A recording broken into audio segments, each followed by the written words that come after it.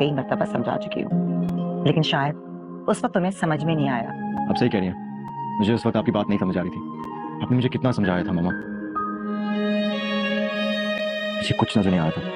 अस्सलाम वालेकुम नाजरीन, ड्रामा सीरियल तुम मेरे क्या हो के आने वाले एपिसोड में आप लोग देखेंगे जोहेब अपनी माँ से कहता है कि मैंने अपना फैसला कर लिया है और सूरत अब मैं हदिया से दोबारा शादी करके रहूंगा क्योंकि मुझे अपनी गलती का पछतावा है और मैं अपनी गलती को दुरुस्त भी करना चाहता हूँ। जवाब में जोहेब की माँ कहती है, मुझे इस बात पर फख्र है कि तुम्हें अपनी गलती का एहसास हो गया है। तुम मुझसे माफी भी मांगना चाहते हो, लेकिन ये सब कुछ इतना आसान और मुमकिन नहीं है जितना तुम्हें लगता है। जवाब में जोहेब अपनी माँ से कहता है, आप तसल्ली रखें, ये सब कुछ मैं देख लूँगा।